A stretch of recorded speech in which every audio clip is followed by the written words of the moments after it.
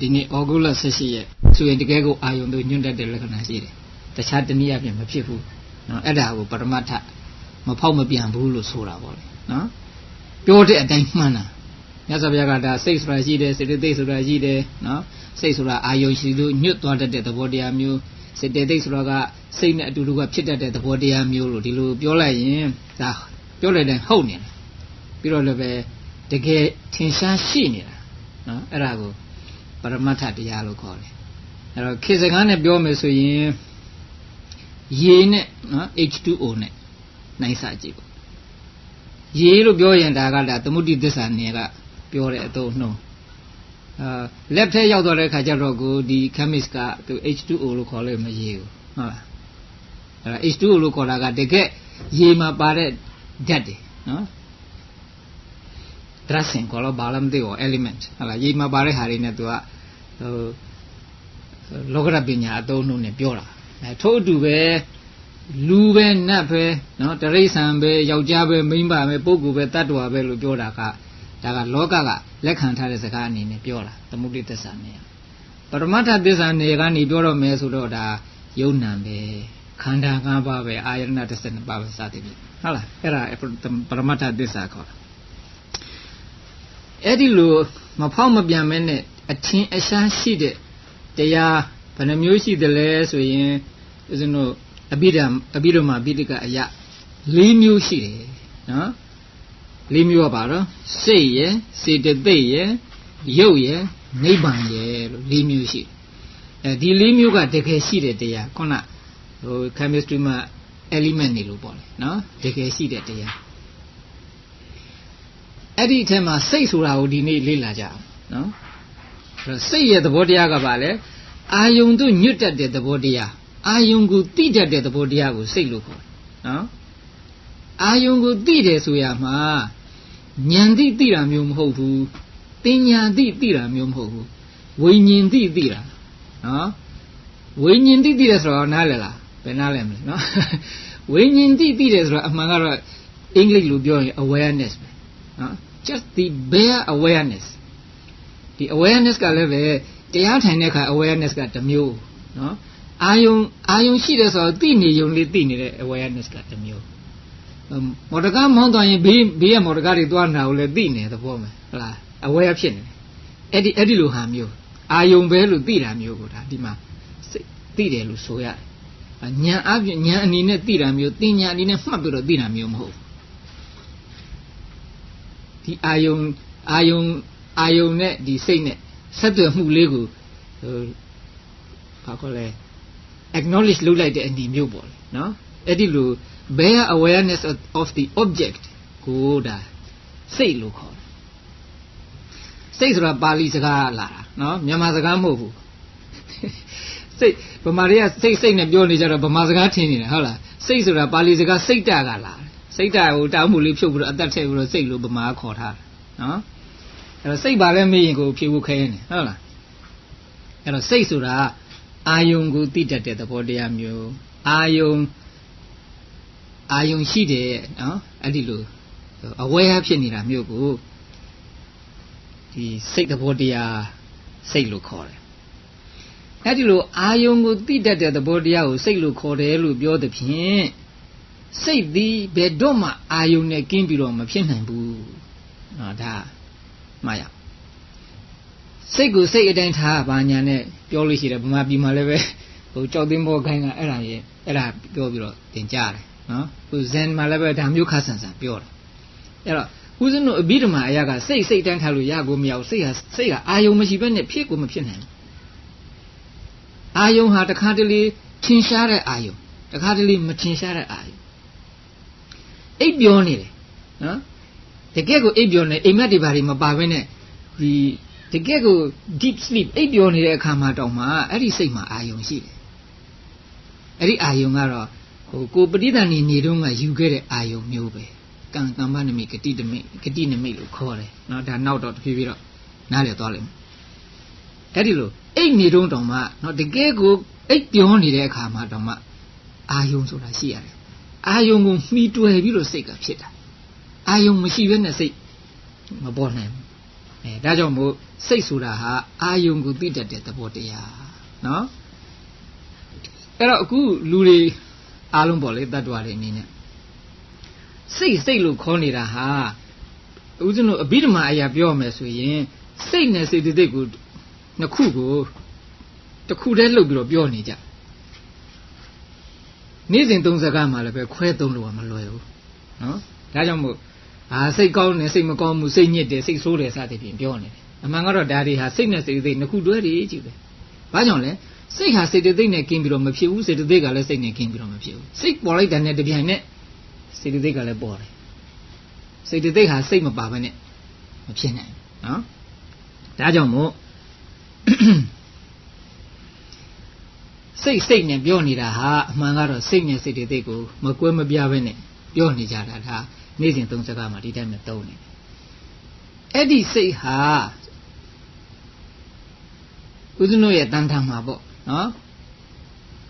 ဟိုနေရာကိုအမိပြုပြီးတော့ဖြစ်တယ်ဒီနေရာကိုအမိပြုပြီးတော့ဖြစ်တယ်စသဖြင့်အမျိုးမျိုးဖြစ်တယ်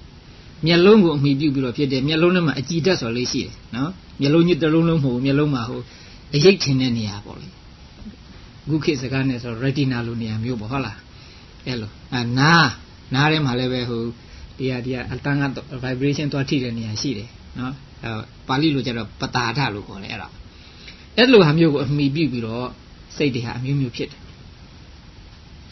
ပြီးတော့နှလုံးဦးဇင်းတို့ဟိုအဘိဓမ္မာအရာကတော့ heart ဟုတ်လားနှလုံးဟရိယဝတ္ထုလို့ခေါ်တယ်ဟရိယဝတ္ထုကိုအမိပြုပြီးတော့လည်းပဲစိတ်တွေအများကြီးဖြစ်တယ်အဲ့ဒီစိတ်တွေဟာခုနပြောတဲ့စေတသိက်ဆိုတာတွေနဲ့တွဲပြီးတော့ဖြစ်တော့ကိုကောင်းတဲ့စေတသိက်တွေနဲ့တွဲတယ်မကောင်းတဲ့စေတသိက်တွေနဲ့လည်းတွဲတယ်အဲ့တော့ပြီးတော့ neutral ဖြစ်တဲ့စေတသိက်တွေလည်းရှိတယ်နော် neutral တော့တာထားလိုက်ကောင်းတဲ့စေတသိက်တွေနဲ့တွဲဖြစ်နေတဲ့အခါဒီစိတ်ကိုကောင်းတဲ့စိတ်လို့ခေါ်တာကုသိုလ်စိတ်လို့ခေါ်လိုက်မကောင်းတဲ့စေတသိက်နဲ့တွဲဖြစ်တဲ့အခါကျတော့သူ့ကိုအကုသိုလ်စိတ်မကောင်းတဲ့စိတ်လို့ပြောလိုက်အဲ့တော့စိတ်ဟာမူလပင်ကိုယ်သဘောအဖြစ်တော့ colorless ပေါ့နော်ရေလိုပေါ့သူကဒီဖြူစင်တန်ရှင်းနေတဲ့သဘောရှိမကောင်းတဲ့စေတသိက်နဲ့တွဲလိုက်နော်ဆိုတော့หนีတဲ့အယောင်ထည့်လိုက်ရေကหนีတဲ့ရေဖြစ်သွားတယ်စိတ်နဲ့အယောင်ထည့်လိုက်စိတ်နဲ့ရေဖြစ်သွားတယ်ထို့အတူပဲငကောကသူ့ဘာသူတန်ရှင်းနေတဲ့စိတ်ဟာကောင်းတဲ့ဒီစေတသိက်တွေနဲ့တွဲမိတဲ့ခါကျတော့သူကောင်းတဲ့စိတ်မကောင်းတဲ့စေတသိက်တွေနဲ့တွဲမိတဲ့ခါကျတော့မကောင်းတဲ့စိတ်ဒီလိုခေါ်ရအဲ့ဒီစိတ်ဟာနော်ဦးဇင်းတို့ဗုဒ္ဓအဘိဓမ္မာမှာ89သို့မဟုတ်120မျိုးရှိနော်အဲ့ဒါကြောင့်မို့ဦးဇင်းတို့ဘုန်းကြီးသုံးမှာစိတ်တစ်ခုရုပ်90လို့သုံးတယ်နော်အကျယ်120ပါးစိတ်တွေကိုလည်းတစ်ပါးနှစ်ပါးနဲ့ခေါ်တယ်ဦးဇင်းတို့စိတ်တစ်ခုရုပ်90ဆိုကြားဘူးရလားကြားဘူးတာပေါ့နော်အဲ့ဒီခါမှာတစ်ခုရုပ်ကရပ်ပလက်တစ်ချောင်းပြင်တောင်းမှုတတ်တာနော်စိတ်တစ်ခုရုပ်က90လို့အဲ့လိုထင်းထင်းသွားတတ်ကြတယ်မလုံးနဲ့မမှတ်နဲ့အဲ့ဒါဟုတ်လားတစ်ခုရုပ်ဆိုတာတစ်ခုညော့နေတာကိုပြောတာ90တစ်ခုညော့တယ်ဆိုတော့ဘယ်လောက်လဲ89ပေါ့89ကိုဒါကပါဠိနောက်လိုက်တာပါဠိမှာ89မရှိဘူး89ဆိုသူကတစ်ခုရုပ်90လို့ခေါ်လိုက်တယ်30ဆိုရင်တစ်ခုရုပ်လေ29ဆိုရင်တစ်ခုရုပ်30လို့ခေါ်တယ်ဒါပါဠိမှာဟိုကဏ္ဍရည်တွတ်တဲ့ခါကျတော့အဲ့လိုရည်တွေ့ရတယ်ဆိုတော့ပါဠိလို20ကိုဝိသတိလို့ခေါ်တယ်နော်30ကိုဓာတလို့ခေါ်တယ်ဟုတ်လား9ကိုနဝလို့ခေါ်တယ်19ကျတော့နဝဓာတလို့မခေါ်ဘူးနော်ဧကုဏဝိသတိလို့သူတို့သုံးတယ်ဧကဆိုတာ1ဥဏဆိုတာယော့နေတာဝိသတိဆိုတာ20တခုယော့နေတဲ့20 less 1အဲ့ဒါပဲတခုရုပ်ယော့တာကိုရုပ်တယ်လို့ရုပ်လျော့နေတယ်ပေါ့စိတ်တစ်ခုရုပ်90ဆိုတာအဲ့ဒါပဲနော်တခုရုပ်တော့90ဆိုတော့89ဒါကြောင့်မို့စိတ်အမျိုးပေါင်း89မျိုးရှိတယ်သို့မဟုတ်အကျယ်နည်းနည်းလေးချက်လိုက်မယ်ဆိုရင်120မျိုးတောင်ရှိတယ်လို့အပြီးတော့မှပြီးတဲ့ကမှာဟောထားတယ်အဲ့ဒီစိတ်တွေကိုအသေးစိတ်ဦးဇင်းတို့ကလေ့လာရမှာနော်တနေ့တည်းပဲပြီးမလားဟုတ်လားဘယ်လိုများလဲအဲ့ဒီစိတ်တွေဟာဘုံအားဖြင့်ပထမခွဲလိုက်ရင်နော်ဘုံ30ဘုံရှိတယ်အဲ့ဒါကိုသိကြလား30ဘုံနော်30ဘုံမှာ30ဘုံကိုတကအကျဉ်းခွဲလိုက်မယ်ဆိုရင်ကာမဝဇ္ဇရဘုံတဲ့နော် ကာမဝဆရဒါငရဲတို့တိရစ္ဆာန်တို့ပြိတ္တာတို့သူတကယ်တို့နတ်တို့လူတို့ပေါ့နော်သူတို့ကိုကာမဝဆရဘုံနောက်တစ်ခုကတော့ရူပဝဆရဘုံတဲ့ဒါကြတော့ပြမာတွေနော်ရုပ်ရှိတဲ့ပြမာတွေရူပဝဆရဘုံတဲ့မြတ်စွာဘုရားကိုတရားဟောဖို့လာတောင်းပန်တဲ့တဟံပတိပြမာကြီးဆိုတာအဲ့ဒီပြမာဘုံမှာပေါ့နော်နောက်တစ်ခုကတော့အရူပဝဆရဘုံတဲ့သူကတော့နံကြည့်ရှိတဲ့ဘုံနဲ့နော်ရုပ်မရှိဘူးလေအဲ့ဒီမှာစိတ်နဲ့စိတ်သိကြီးဖြစ်နေမယ်ဒီခန္ဓာကိုယ်ကြီးမရှိဘူးစမ်းမယ်အဲ့ဒါတွေရတယ်အရူပဝဆရဘုံအဲ့လိုရှိတာအဲ့တော့ကာမဝဆရဘုံမှာများသောအဖြစ်ဖြစ်တတ်တဲ့စိတ်ကတစ်မျိုးရူပဝဆရမှာများသောအဖြစ်ဖြစ်တတ်တဲ့စိတ်ကတစ်မျိုးအရူပဝဆရဘုံမှာများသောအဖြစ်ဖြစ်တတ်တဲ့စိတ်ကတစ်မျိုးဒီဘုံသုံးခုကအလွတ်လောကကြီးကနေလွန်သွားတဲ့စိတ်ကတစ်မျိုးအဲ့ဒီလိုစိတ်ကိုပထမ၄မျိုးခွဲကြစို့နော်ကာမဝဆရစိတ်ရူပဝဆရစိတ်အရူပဝဆရစိတ်လောကုတ္တရာစိတ်နော်ကြားလားကာမဝဆရရူပဝဆရအရူပဝဆရလောကုတ္တရာကာမဝဆရစိတ်ဆိုတာဘာလဲကာမဝဆရဘုံမှာများသောအဖြစ်ဖြစ်တတ်တယ်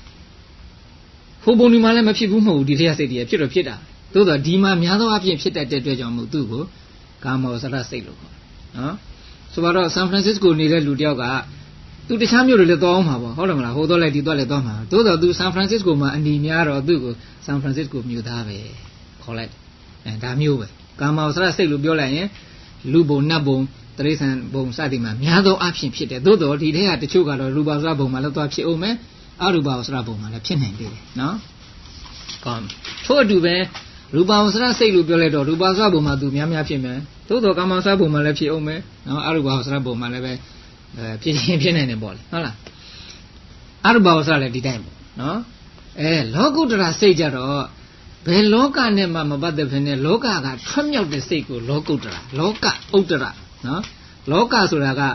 ဟိုကာမဘုံရူပဘုံအရူပဘုံကိုလောကလို့ခေါ်တာနော်ဒီလောကဥတ္တရာဆိုတာကလွန်သွားတာ transcend ဒါကြောင့်မို့လောကကြီးကိုလွန်သွားတဲ့စိတ်မျိုးကိုလောကုတ္တရာစိတ်လို့ခေါ်တယ်လောကုတ္တရာစိတ်ဆိုတာတော့အမှန်တမ်းပြောရင်မက်စိတ်ဖို့စိတ်တွေပေါ့ဒါနောက်တော့လေ့လာကြမှာနော်မက်စိတ်ဖို့စိတ်တွေအဲ့ဒီလိုအကျမ်းပြင်းအပြင်ခွဲလိုက်မယ်ဆိုရင်ကာမဝဆရစိတ်ရူပဝဆရစိတ်အရူပဝဆရစိတ်လောကုတ္တရာစိတ်လို့ဒီလို၄မျိုးရှိတယ်အဲ့ဒီ၄မျိုးတည်းကမှတခါကာမဝဆရစိတ်ကိုထပ်ပြီးတော့ချဲ့ကြအောင်စို့နော်ကာမဝဆရစိတ်ထပ်ချဲ့လိုက်တဲ့အခါကျတော့ပထမဆုံးဘာနဲ့တင်းကျူကျမ်းကစထားတယ်လဲဆိုတော့အကုသိုလ်စိတ်ဆိုတာနဲ့စထားတယ်နော်အကုသိုလ်စိတ်ဟိုဓမ္မသင်္ကနီပါဠိတော်မှာတော့ကုသိုလ်ကစပြီးတော့ပြတယ်ဒီမှာတော့ဟိုအရှင်နုရုဒ္ဓကတင်းကျူကျမ်းရေးတဲ့အရှင်နုရုဒ္ဓကဒီအကုသိုလ်စိတ်နဲ့အဟိစိတ်ကိုပေါင်းပြီးတော့တစုတည်းထားပြီးတော့နောင်ခါပြောတဲ့ခါလွယ်အောင်ဆိုပြီးတော့အကုသိုလ်ကိုအရင်ပြတယ်ဥစဉ်တော့အဲ့ဒီဒီတင်းကျူနောက်ကိုပဲလိုက်ပြီးတော့အကုသိုလ်စိတ်ကပဲစပြီးတော့လောက်ကြတယ်ဘာကြောင့်တင်းကျူမှာလာတဲ့အတိုင်းအခုလေ့လာကြမှာနော်အဲ့အကုသိုလ်စိတ်ဘယ်လောက်ရှိလဲ12ခုရှိတယ်12ပါးပေါ့လေနော်အကုသိုလ်စိတ်12ပါးရှိတယ်ကောင်းပြီအကုသိုလ်ဆိုတာဘာလဲနော်အကုသိုလ်ဆိုတာဘာလဲမကောင်းတာမှန်တယ်အကုသိုလ်ဆိုတာကအကုတလဆိုတာပါဠိရလာတယ်နော်အကုတလအကုတလမှာအနဲ့ကုတလနဲ့2မျိုးရှိအဆိုတာကမဟုတ်ဘူးဆိုတဲ့အဓိပ္ပာယ်ရှိတယ်မှနော်ကုတလဆိုတာကထားအောင်ကုသိုလ်ပဲထားပါလားဟုတ်လားအဲ့တော့ကုသိုလ်မဟုတ်တဲ့စိတ်ပေါ့လေနော်သို့တော့ကုသိုလ်မဟုတ်ဘူးဆိုတဲ့ဒီနေရာမှာကုသိုလ်ရဲ့ဆန့်ကျင်ဘက်လို့ဆိုလို့မဟုတ်ဆိုတဲ့ကားကလည်းအဓိပ္ပာယ်အများကြီးရှိတယ်နော်အကုသိုလ်မဟုတ်ရင်ကရိယာစိတ်တွေကလည်းရှိသေးတယ်အကုသိုလ်မဟုတ်တဲ့စိတ်တွေဟုတ်လားကုသိုလ်မဟုတ်ရင်ပေါ့လေအဲ့ဒါကိုတော့အကုသိုလ်လို့မခေါ်ဘူးအဲ့တော့ကုသိုလ်ရဲ့ဆန့်ကျင်ဘက်ဖြစ်တဲ့စိတ်မျိုးကိုအကုသိုလ်လို့ခေါ်တယ်အဲ့ဒီကုသိုလ်ဆိုတဲ့ပုဂ္ဂိုလ်ကုသလဆိုတဲ့ပုဂ္ဂိုလ်ကကျွမ်းကျင်တယ်ဆိုတဲ့အ내ကိုလည်းဟောနိုင်တယ်နော်ဦးဇင်းတို့ကဒီစကလုံးကဒီအဓိပ္ပာယ်ရှိတယ်ဆိုတာကိုဘုန်းကြီးပြောရင်ဟောတယ်လို့ပြောတယ်နော်ဒါလေးတွေလည်းဟိုနားလည်တိုင်းကောင်းတယ်ပေါ့ဟုတ်လားဒီပုဂ္ဂိုလ်ကဒီအ내ကိုဟောတယ်လို့အဲ့လိုသုံးတယ်ဦးဇင်းတို့တရားဟောသူဟောတာပြောတာမဟုတ်ဘူးသူကဒီပုဂ္ဂိုလ်ကဒီအဓိပ္ပာယ်ဆိုလိုတယ်ဆိုတော့ဟောတယ်လို့သုံးတယ်နော်အဲ့တော့ကုသလဆိုတဲ့ပုဂ္ဂိုလ်ကကျွမ်းကျင်တယ်ဆိုတဲ့အ내ကိုလည်းဟောတယ်ပြီးတော့အနာကင်းတယ်နေကောင်းတယ်ပေါ့ healthy ဖြစ်တယ်ဒီအ내လည်းဟောတယ် နော်ဒါကအခြေခံကနေလိုက်ပြီးတော့လာတဲ့အနက်တွေကောင်းပြီဒီတဲ့အခြေလဲကြအောင်ဆိုနော်ဒီပုတ်ကလေးတွေကအလွန်စိတ်ဝင်စားစရာကောင်းတယ်တကယ်လေးလာရင်ဒါကြတော့အပြီးတော့မှမဟုတ်တော့ဘူးဒါကတရားဖြစ်သွားပြီနော်philology တို့ဘာလို့ဖြစ်သွားပြီဒါမှမဟုတ်အလွန်စိတ်ဝင်စားစရာကောင်းကုသလဆိုတဲ့ပုတ်ဟာတကယ်မူရင်းဘယ်လိုဖြစ်လာတယ်လဲဆိုတော့ကုသလနော်ကုသဆိုတာတမန်မြစ်ကိုခေါ်တယ်ဟုတ်လားတမန်မြစ်လဆိုတာကယူရာကြိုင်တာကိုဆိုလို့တမန်မြစ်ဆိုတာကအသွားနှစ်ဖက်ရှတ်တတ်တယ်အဲ့တော့မင်းတမန်မြစ်ကိုလက်မရှောက်အောင်ကြိုင်တတ်တယ်ကြိုင်တတ်ရင်မင်းကိုကုသလလို့ခေါ်တယ်ဟုတ်လားဒီကောင်ဟာတမန်မြစ်ကြိုင်တတ်တဲ့ကောင်ပဲရိုးပြောလိုက်ကြိုင်တတ်တဲ့ကောင်ဆိုတာလက်မရှောက်အောင်ကြိုင်တတ်တယ်လို့ဆိုလိုတာပေါ့ဒါဒီကောင်ကျွမ်းကျင်ရမှာပေါ့ဟုတ်တယ်မဟုတ်လားအေးအဲ့ဒီတော့ကုသလရဲ့မူရင်းအနဲ့ကပါလေတမန်မြတ်ကိုကင်တတ်တဲ့လူဆိုတဲ့အဓိပ္ပာယ်ကနေနောက်ပိုင်းကျတော့ဘာဖြစ်လာလဲကျွမ်းကျင်တယ်လူဖြစ်သွားအဲ့တော့ကျွမ်းကျင်တဲ့ခါကျတော့တမန်မြတ်မှမဟုတ်တော့ဘူးဘာဖြစ်ဖြစ်ကျွမ်းကျင်တာမှန်သမျှကိုကုသလလို့ခေါ်လိုက်တော့အဲ့ဒီလိုအဲ့ဒါကြောင့်မို့ကုသလကနေပြီးတော့ကုသလနော်အဲ့တမန်မြတ်ကိုလက်မလျှောက်အောင်ကင်တတ်တဲ့လူစက်တိပဲရှိတယ်နောက်ခါကျတော့မှဒီသူကဘာဘယ်တိပဲခေါ်သွားတော့ကျွမ်းကျင်တယ်ဆိုတဲ့တိပဲခေါ်သွားတယ်အဲ့တော့စိတ်ကျွမ်းကျင်တယ်လို့ဆိုတော့ဘာတော့ဆိုတော့အကုသိုလ်မဖြစ်အောင်လုပ်တတ်တာပေါ့နော်လောဘဒေါသမောဟမရှိအောင်လုပ်တာပေါ့ဟုတ်လားအဲ့ဒါကိုကျွမ်းကျင်တယ်လို့ပဲသုံးတယ်နော်တနည်းအားဖြင့်တော့အနာကင်းတယ် healthy ဖြစ်တယ်စိတ်ယောဂဆိုတာလောဘဒေါသမောဟတွေစိတ်ယောဂတွေပေါ့အဲ့ဒီစိတ်ယောဂတွေမရှိဘူးဆိုဒီစိတ်ကကျမ်းမာနေတဲ့စိတ်ပေါ့နော်ပြီးတော့ဒါကတော့တရားနေပြီးတော့ကြိုင်တာပေါ့လေနော်စကလုံးကနေပြီးတော့ကြိုင်တာအဘိဓမ္မာမှာပေးထားတဲ့ definition ဒါလည်းမှတ်ရအောင်နော်ကုသိုလ်ဆိုတာဘာလဲတဲ့အပြစ်မရှိခြင်းမှတ်တော့လားကောင်းသောအကျိုးကိုပေးခြင်းဒီလက္ခဏာ2မျိုးနဲ့ပြည့်စုံတဲ့စိတ်ကိုကုသိုလ်စိတ်လို့ခေါ်တယ်အပြစ်မရှိဘူးကောင်းသောအကျိုးကိုပေးတယ်လောကကြီးနဲ့ကြည့်ကြည့်လိုက်ဟုတ်လားအပြစ်ရှိသလားမရှိဘူးလားအပြစ်မရှိရင်ကုသိုလ်စိတ်ဖြစ်မယ်တခါဒီစိတ်ကကောင်းသောအကျိုးလည်းပေးရမယ်အပြစ်မရှိဘဲနဲ့ကောင်းသောအကျိုးမပေးတဲ့စိတ်တွေလည်းရှိသေးတယ်နော်ဒါကြောင့်မို့အပြစ်မရှိခြင်းကောင်းသောအကျိုးပေးခြင်းဒီလက္ခဏာ2ပါးနဲ့ပြည့်စုံရင်ဒီစိတ်ကိုဘာလို့ခေါ်လဲကုသိုလ်စိတ်ပြောမြန်ပြန်လိုက်အပြစ်နဲ့တကွဖြစ်ခြင်းမကောင်းသောအကျိုးကိုပေးခြင်းနော်အဲ့ဒီလက္ခဏာ2ပါးနဲ့ပြည့်စုံရင်အကုသိုလ်စိတ်အဲဒါကြောင့်မို့အကုသိုလ်စိတ်နဲ့ကုသိုလ်စိတ်ကွဲပြီကွဲလားကွဲတော့ပြီနော်အဲ့တော့အပြစ်ရှိတယ်ဆိုတာဘာပြောတာလဲအပြစ်ကင်းတယ်ဆိုတာဘာပြောတာလဲဆိုတော့ကိုအမှန်တမ်းပြောမယ်ဆိုရင်လောဘဒေါသမောဟနဲ့တွဲပြီးတော့ဖြစ်ရင်အပြစ်ရှိတဲ့စိတ်လို့ဆိုနော်စိတ်တစ်ခုဖြစ်နေလို့ကိုယ့်ကိုစဉ်းစားကြည့်လိုက်ငါဒီစိတ်ဖြစ်နေမှာလောဘများပါနေသလားနော်လူကျင်တာတွေ့တာလားမျက်နှိုးတာအဆုတ်ပေါ့လေဟုတ်လားသို့မဟုတ်ဒေါသများပါနေလားစိတ်ဆိုးတယ်မခံကျင်တယ်နော်ဝန်းနေတယ်ကြောက်တယ်ဒါဒီကုန်ဒေါသလည်းတွင်းရတယ်သို့မဟုတ်လဲတိုးဝေမှုပေါ့လေနော်သဘောတရားမသိမှုမောဟများပါနေလားမောဟတော့လောဘနဲ့လည်းအတူတူပါတာပဲဒေါသနဲ့လည်းအတူတူပါတာပဲအမှန်ကတော့အဲ့ဒါနေနဲ့တွဲဖြစ်နေရင်ငါစိတ်ဟာအကုသိုလ်စိတ်ဖြစ်ဒီခါလေးအဲ့လိုသာမှတ်လိုက်တာနော်အဲ့ဒါတွေမပါဘူးသူတို့ရဲ့ဖြောင်းပြန်မလိုချင်တဲ့စွန့်လွတ်တဲ့စိတ်မျိုးနော်မေတ္တာစိတ်မျိုးသဘောတရားကိုထိုးထွင်းသိတဲ့စိတ်မျိုးနဲ့သဘောတရားမျိုးနဲ့တွဲဖြစ်နေပြီဆိုရင်ကုသိုလ်စိတ်ဖြစ်ပြီဒါမှတ်လိုက်နော်ဒါကြောင့်မို့အဘိဓမ္မာနားလည်မှာကုသိုလ်အကုသိုလ်တကယ်ကွဲတာဟုတ်ကဲ့အဘိဓမ္မာနားမလည်ဘာကုသိုလ်အကုသိုလ်ဝါဒတာသာသိတယ်နားလည်တယ်နော်အမှန်တိုင်းမသိဘူးအေးဒါကြောင့်မို့ဘုန်းကြီးပြောမှဆိုတော့မင်းတို့ထမင်းဆိုင်အကုသိုလ်ဖြစ်တယ်လို့ပြောရင်ခံနိုင်ပါမလားရိုးဆိုရင်ဘယ်နဲ့ကုတုမင်းကိုစားတာပဲသူများတမင်းကိုစားတယ်လည်းမဟုတ်ဟုတ်ကဲ့လားဒါမှမဟုတ်ကိုယ့်အကူစားပြီမယ်လို့အဲ့ဒီစားတဲ့အချိန်ကမှကိုကလောဘနဲ့စားမယ်ဟင်းရကောင်းလိုက်တာနော်အရသာရှိလိုက်တာစသည်ဖြစ်ပါအဲ့ဒီလိုစားရင်ကိုကလောဘနဲ့စားတာလို့ကိုစိတ်ဘာအဲ့ဒီခါမှာဘာစိတ်ဖြစ်နေလဲလောဘစိတ်ဖြစ်နေတာနော်ဒါကြောင့်မို့သမင်းဆိုင်ရာအကုသိုလ်ဖြစ်နေသို့တော်ဒီအကုသိုလ်ဟာအလွန်ကြီးမကောင်းတဲ့အကျိုးတော့ပေးမှာမဟုတ်ပါဘူးနော်သို့တော်အကုသိုလ်ကတော့အကုသိုလ်ဦးဇင်းတို့ကဒါအကုသိုလ်မဟုတ်ပါဘူးလို့တော့လှည့်မပြောနိုင်ဘူးရှော့မပြောနိုင်ဘူးဟုတ်လားသို့တော်အကုသိုလ်ဆိုတိုင်းအပြစ်အကြီးပေးရမယ်လို့မဆိုလို့ တချို့အကုသိုလ်ကအပြစ်သေးသေးလေးတွေမှာတချို့အကုသိုလ်ကလည်းပပျောက်သွားတာမျိုးလေးရှိမှာပေါ့ဟုတ်လားလို့တော့အကုသိုလ်ကတော့အကုသိုလ်နော်ဒါကြောင့်မို့ကုသိုလ်နဲ့အကုသိုလ်ကိုကွဲခြားပြီးတော့သိဖို့ရေးကြည့်တယ်ဟုတ်လားမြတ်စွာဘုရားဟောထားတဲ့တပ္ပပပတ္တအကရဏံကုသလတ္တဥပတံပရာသစိတ်တပရိယောဒပနံဧတံဗုဒ္ဓနာသာသနံဆိုတော့ခါထားလေးတစ်ပုဒ်ရှိတယ်ဒါဘုရားမြတ်စွာဘုရားရဲ့အဆုံးမအချင်းကျုပ်ဟာဘာလဲဆိုတာပဲနော်ဘာမှလို့တို့လို့ပြောရင်အကုသိုလ်မလုပ်နဲ့ဟာကုသိုလ်ကိုလုပ်စိတ်ဖြူစင်အောင်ထားဒါပဲအဲ့တော့အကုသိုလ်မလုပ်နဲ့ကုသိုလ်လုပ်လို့မြတ်စွာဘုရားဟောထားပြီးဘယ်ဟာအကုသိုလ်မှမသိဘူးဘယ်ဟာကုသိုလ်မှမသိရင်ဘယ်နဲ့လုပ်မလဲဘယ်လိုလုပ်ရှောင်မလဲဘယ်လိုလုပ်ပြီးတော့တိုးပွားများအောင်လုပ်မလဲနော်ဒါကြောင့်မို့ဦးဇင်းကပြောတယ်မင်းတို့အဘိဓမ္မာနားမလဲရင်အဲ့ဒီဓမ္မပဒကအဲ့ဒီဂါထာလေးကိုပဲမင်းတို့နားမလဲဘူးဘာလို့မှမသိဘူးဟုတ်တယ်မလားဒါကြောင့်မို့အဘိဓမ္မာအရေးကြီးတယ်မြတ်စွာဘုရားရဲ့တရားကိုတကယ်နားလည်ခြင်းတော့အဘိဓမ္မာရှောင်လို့မရဘူးတာမညက်ဖတ်ပြီးနားလည်တာတော့ကတော့ဖြစ်တယ်ပေါ့ဒါတကယ်ကြနာနာနဲ့မှန်မှန်ကန်ကန်နားလည်ဖို့ဆိုရင်အဘိဓမ္မာမပါဘဲနဲ့မဖြစ်ဘူးအဲ့ဒါတော့မှတ်တတ်တာအဲ့ဒါတချို့တွေကသူတို့ကအဘိဓမ္မာမတတ်တော့ဘိဓမ္မာတောင်းရောပြောကြတယ်ဒီနောက်နိုင်ငံလူတွေကအနောက်မှာထည့်ထားတာပါဘုရားဟောမဟုတ်ပါဘူးတော့ဟုတ်လားမလိုပါဘူးလို့ဘာလို့ပြောတယ်အဲ့လိုပြောတဲ့လူကသူကိုယ်တိုင်ဘိဓမ္မာမတတ်လို့ပြောတာသိကြတယ်ကောင်းပြီနော်ဒါကြောင့်မို့အခုကုသိုလ်နဲ့အကုသိုလ်ကွဲသွားပြီဟုတ်တယ်မလားဒါဟာ practical value ရှိတယ်ဒီဘုဒ္ဓတာနော်လက်တွေ့ကျင့်သုံးလို့ရသွားပြီသူ့ကိုနေ့စဉ်ပေါ်မှာအသုံးချလို့ရသွားပြီအကုသိုလ်ဆိုတာသိသွားရင်ကိုရှောင်းနိုင်ပြီနော်ကုသိုလ်ဆိုတာသိရင်ပို့ပြီးတော့လုပ်နိုင်ပြီငါတို့ကလည်းမသိဘူးမဟုတ်သိပါလေသို့တော့အခုပို့ပြီးတော့သိသွားပြီအဲ့ဒီအကုသိုလ်စိတ်ဟာ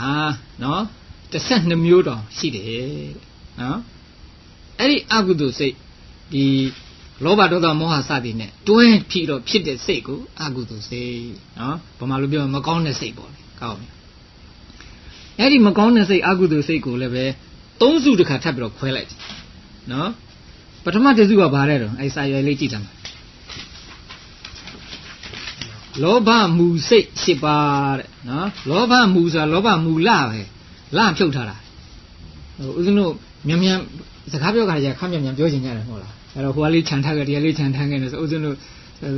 ခဏသုံးရတဲ့စကားလုံးလည်းဖြစ်တော့လောဘမူလစိတ်လို့မခေါ်တော့လောဘမူစိတ်လို့ပဲခေါ်လိုက်တော့နော်အမှန်ကတော့လောဘမူလစိတ်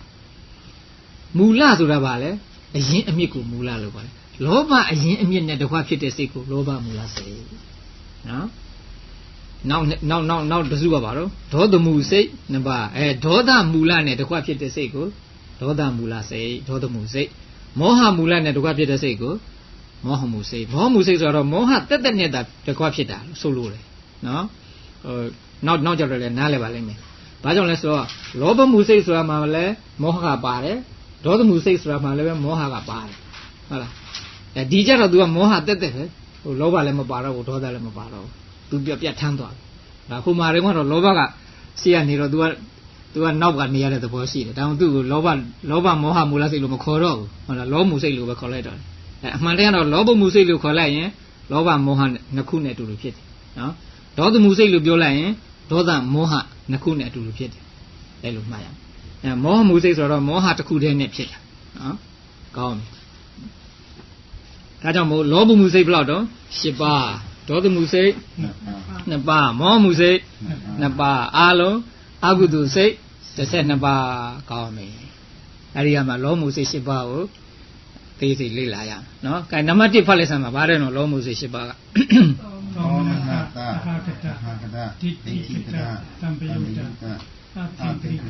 အသင်္ခါရိကစေနော်ရေးချလေးပါတယ်ရေးချလေးကသိမပြီးဘူးလက်နှိစက်ကဘာမှလက်နှိစက်ကဒီလိုအဲ့ဒါစိတ်နော်သောမနတသဟာကတဒါကိုဗမာဦးဇင်းတို့ဘုန်းကြီးသုံးဗမာစကားနဲ့ကြတော့သဟဂုတ်လို့ခေါ်တယ်နော်သောမနတသဟဂုတ်ဒိဋ္ဌိကတသံပယုတ်အသင်္ခါရိကစိတ်လို့အဲ့လိုခေါ်တယ်ဟုတ်လားဒီမှာတော့ပါဠိတင်ထားခြင်းလို့ဥစဉ်သဟကတလို့ထားလိုက်တယ်နော်သဟဂုတ်လို့ခေါ်ခြင်းလည်းခေါ်နိုင်တယ်ဟုတ်လား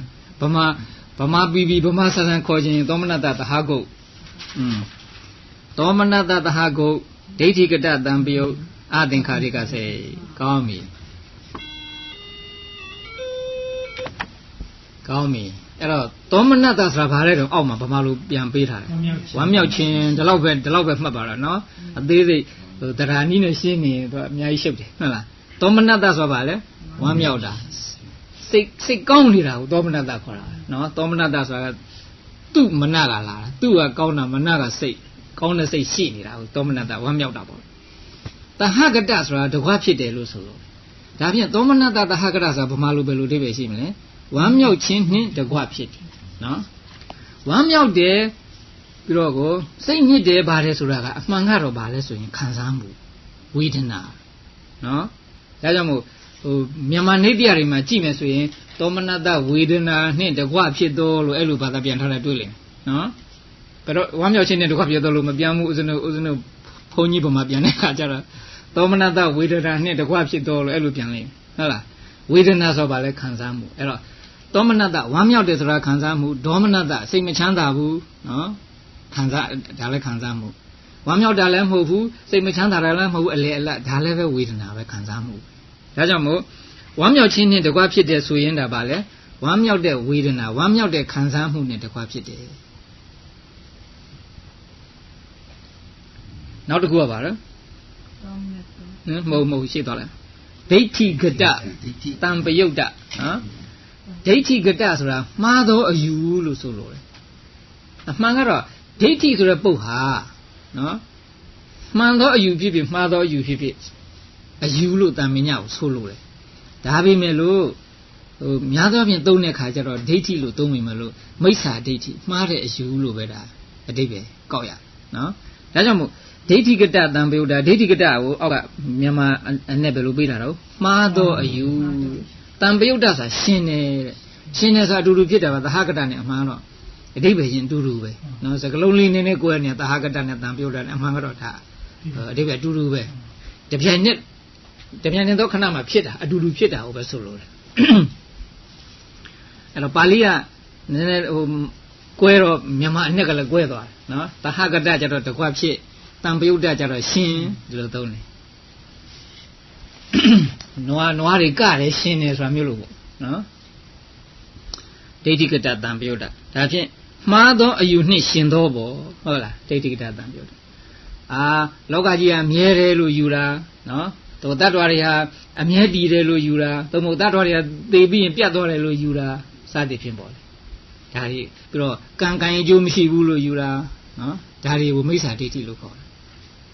အဖေဆိုမရှိဘူးအမေဆိုမရှိဘူးဒီလောကဆိုမရှိဘူးနောက်လောကဆိုမရှိဘူးစသဖြင့်ယူတာတွေမှန်ဒါတွေအားလုံးဟာမှားသောအယူတွေနော်အဲ့ဒီမှားသောအယူနဲ့ရှင်တယ်နောက်တစ်ခုကပါတော့အသင်္ခါရိကအသင်္ခါရိကမှာ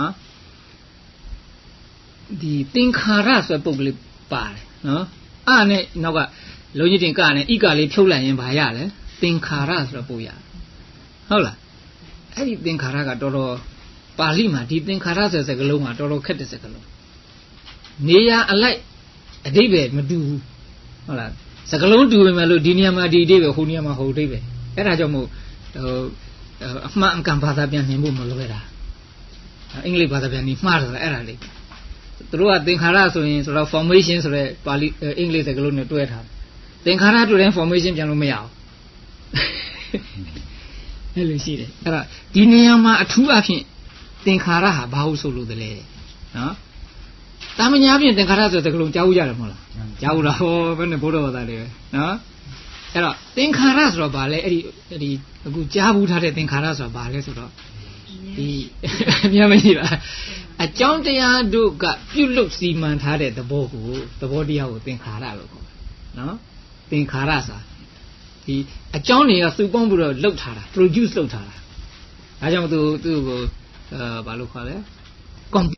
လောကမှာဘာပဲဖြစ်ဖြစ်အကြောင်းရှိတယ်နော်တစ်စုံတစ်ခုဖြစ်လာရင်အကြောင်းရှိတယ်အဲ့ဒီအကြောင်းတွေကစုပေါင်းပြီးတော့လှုပ်ထားတာ produce လုပ်ထားတဲ့တရားမျိုးကိုပစ္စည်းမျိုးကိုဒါသင်္ခါရလို့ဒါကြောင့်မို့အဲ့ဒီအဓိပ္ပာယ်နဲ့ပြောလိုက်ရင်တဗ္ဗေသင်္ခါရအနိစ္စလောကမှာရှိသမျှသင်္ခါရတရားတွေကအနိစ္စပဲလို့ပြောတာကြတော့ရှိသမျှဟာအကုန်ပါသွားတယ်နော်ယုတ်နံဆိုတဲ့တတ္တဝါတွေလည်းပါသွားတယ်ဒီတက်မဲ့အသစ်ပင်တွေတောတောင်ရှိမြေတွေအလုံးပါသွားတယ်ဒါအလုံးသင်္ခါရတရားတွေကြီးပဲဒီသင်္ခါရတရားတွေကအနိစ္စဒုက္ခနော် anatta အဲ့လိုပြောဟောပဋိစ္စသမုပ္ပါမှာကျတော့အဝိဇ္ဇာပိစ္ဆယသင်္ခါရဆိုတာရှိပြန်အဲ့ဒီကျတော့သင်္ခါရကရှိသည်များအလုံးမဟုတ်ပြန်ဘူးနော်အဲ့ကျတော့သင်္ခါရကပါလဲကံလို့ခေါ်တဲ့စေတနာရင်ယူရတယ်ဟောအဲ့လိုထူးခြားတာတွေရှိတယ်နော်စကလုံးတူဝင်မလို့သူ့နေရာနဲ့သူသုံးရတယ်ဟာသင်္ခါရတရားအလုံးဟာအနိစ္စပဲလို့ပြောတဲ့ခါကျတော့မှန်တယ်ဒါကတော့ရှိသည်များဟာဒီအကြောင်းတရားတွေကပေါင်းပြီးတော့ပြုပြင်စီမံထအပ်တဲ့သဘောတရားမျိုးကိုသင်္ခါရလို့ခေါ်တယ်ဟောကံကိုသင်္ခါရလို့ခေါ်တဲ့ခါကျတော့ပြုပြင်စီမံတတ်တာ active ဖြစ်သွားတယ်ဟိုဘက်တုန်းကတော့ passive နော်ဒါကြောင့်မို့သင်္ခါရဆိုတဲ့စကားလုံးဟာပရိစ္ဆသမုပ္ပါမှာကျတော့ကံကိုဆိုလိုတယ်ကုသိုလ်ကံအကုသိုလ်ကံစသည်ဆိုလို့ဟောဒီမှာကျတော့သင်္ခါရဟာဘာလို့ဆိုလို့လဲဆိုတော့တိုက်တွန်းမှုလို့ဆိုလို့ကြောင်းကြလေးစိုက်ပြီးတော့နော်သူများကတိုက်တွန်းတာဖြစ်စေကိုတိုက်တွန်းတာဖြစ်စေအဲ့တိုက်တွန်းမှုလေးကိုသင်္ခါရလို့ခေါ်တယ်ကျင်းလား technical term အနေနဲ့ဒါတိတ်အရေးကြီးတယ်ဒါကိုနားလည်ဖို့ဒါဒီနေရာမှာခုနအနဲ့တွေလာပြီးတော့ယူလို့မရဘူးဒီမှာသင်္ခါရနော်ဒီတစုံတစ်ခုပြုတ်ဖို့ရန်ကိုကတခါလေစိတ်တွန်းဆုံနေတယ်မလုံးချင်တယ်လို့ကြောက်တယ်လို့ဘာလို့ဖြစ်နေအဲ့ဒီအခါမျိုးမှာကိုရင်လည်းပဲတိုက်တွန်းပြီးတော့လှုပ်တာမျိုးရှိတယ်နော်သို့မဟုတ်မိဘကခိုင်းလိုက်တယ်နော်ဆရာသမားကခိုင်းလိုက်တယ်ဒီလိုလည်းရှိအဲ့ဒီတိုက်တွန်းမှုဆိုတာသူများကတိုက်တွန်းတာလည်းရှိတယ်ကိုတိုက်တွန်းတာလည်းရှိတယ်ဘယ်လိုဟာပဲဖြစ်ဖြစ်အဲ့လိုတိုက်တွန်းနဲ့ဖြစ်သွားရင်ဒီစိတ်ကိုသင်္ခါရရှိတဲ့စိတ်တိုက်တွန်းမှုရှိတဲ့စိတ်ဆိုတော့